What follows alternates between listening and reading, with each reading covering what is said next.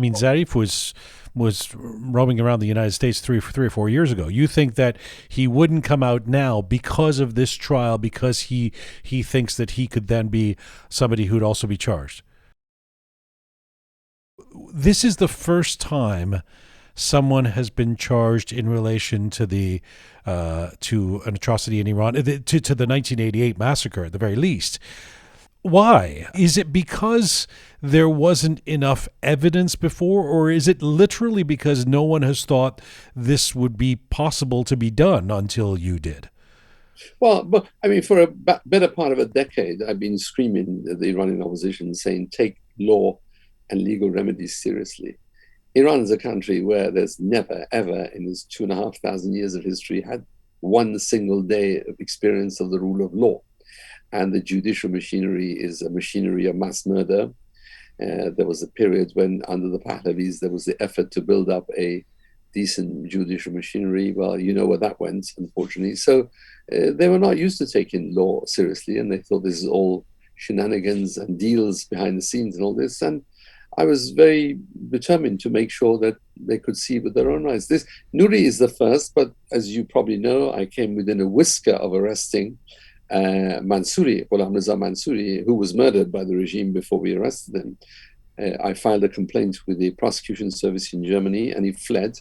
He fled to Romania, and well, you know, a few days later, he was found that he was suicided, as the Iranians say. You know, he threw himself out of the window. He was thrown out of the window. So yes, Nouri was the first, and because, well, we were fortunate in one, that we had the evidence; two, that he went to a country where the rule of law does exist, where there's a very active war crimes prosecution unit.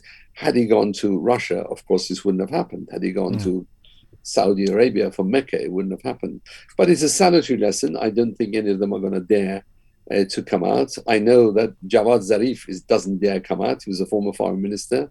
I know that former President Rouhani will not dare come out of Iran now, because these are indictable war You criminals. think that, I mean, Zarif was roaming around the United States three or 4 years ago. You think that he wouldn't come out now because of this trial, because he thinks that he could then be somebody who'd also be charged? I think he can be charged. He was a member of the National Security Council in what they call Arban Siyah, Black November, in which 2,326 citizens of Iran were murdered in cold blood by live ammunition, with snipers firing and blowing their skulls away and this kind of thing.